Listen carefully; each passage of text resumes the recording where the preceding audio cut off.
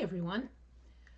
I wanted to record a video about something that I posted on Threads a couple of days ago. I like to keep track of interesting things that I hear, phrases that are meaningful, and I think you can pack a lot in a short phrase, a lot of wisdom, and less is more.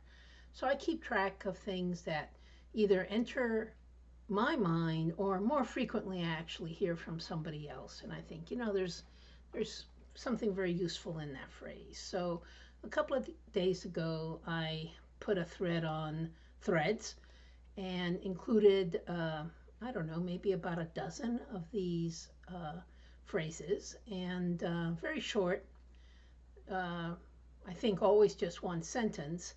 And I thought, they're not all self-explanatory. So what this video is going to do is take these and kind of provide a little bit more detail and context for why I think this is a useful idea, words to live by.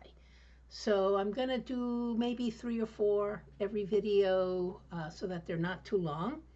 And I'm going to start with the first one right now. So the first one, not something that entered my mind independently. I heard this from someone else, but somebody wrote, "You have no business getting old if you can't have a good time by yourself."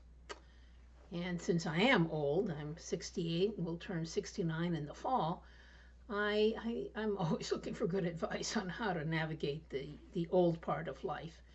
And I thought that was actually very useful. And, there are several ways that we lose contact, or we can lose contact with our social network and spend more time alone as you get older.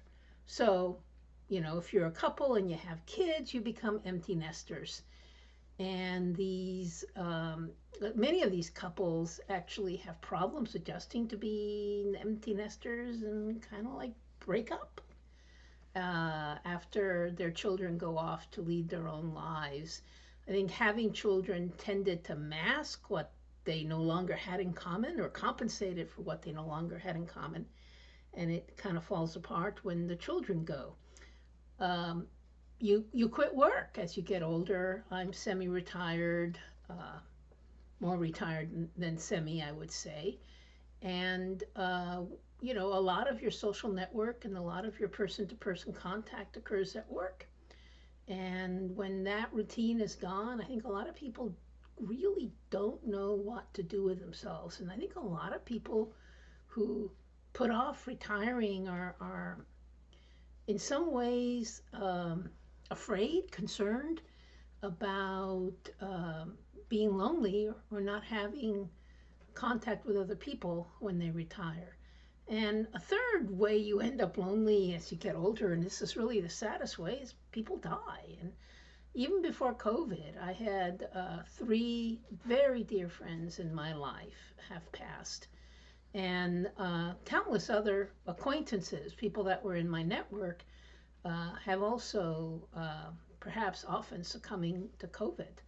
So those are 3 ways that you can become lonelier as you get older. And one of the things that happens, I think, in life, the way we live it today, is that people don't like to be by themselves, even when they're younger.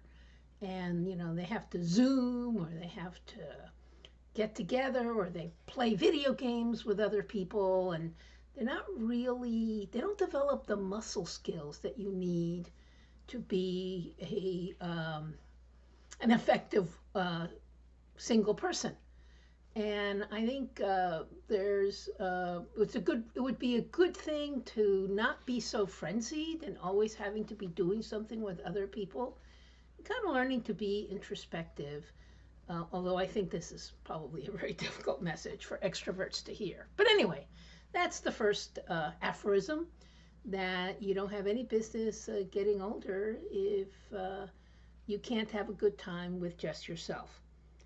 The second one is one that really speaks to the work situation. And I was a rebel at work and a heretic and at CIA, and I think I experienced this one myself personally. And that is that when you're trying to do something really difficult at work, and it's frustrating and you're not making any progress, you get exhausted.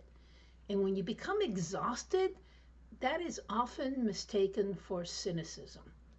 I think I just heard that a couple of weeks ago. I don't remember who said it, but it was very powerful because it spoke to my own situation.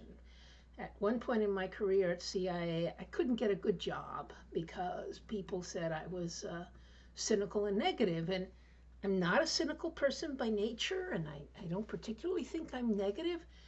But the frustration of not being able to make progress on issues that I thought were really important um, made me come across as cynical. And in fact, I probably had some inner cynicism in me. This will never work. I'll never be able to make any progress.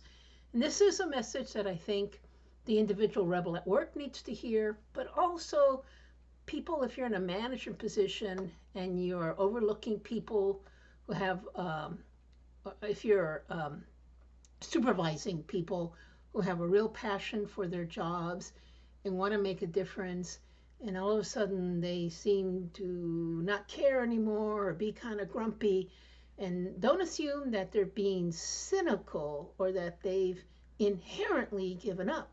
I think it's useful to ask them about whether or not they need a break, or suggest to them that they take on another project where they can make progress and then return to the one that they really want to push forward. So something that speaks a lot of truth to me, that when you become tired from trying to make a difference, often people will mislabel that as cynicism. And then the last one, and this is one that I'm sure has entered the minds of many people, and it's definitely entered my mind too, but it's the idea that as humans, our destiny is to live in a world without explanation, in a universe without explanation. We're all trying to figure out what the heck is going on. Why are we on this planet? Why does the universe exist? Why is there something and not nothing? And at least until a few years ago, I sort of foolishly perhaps thought, oh yeah, we'll eventually figure this out, and eventually someone will understand what this is all about.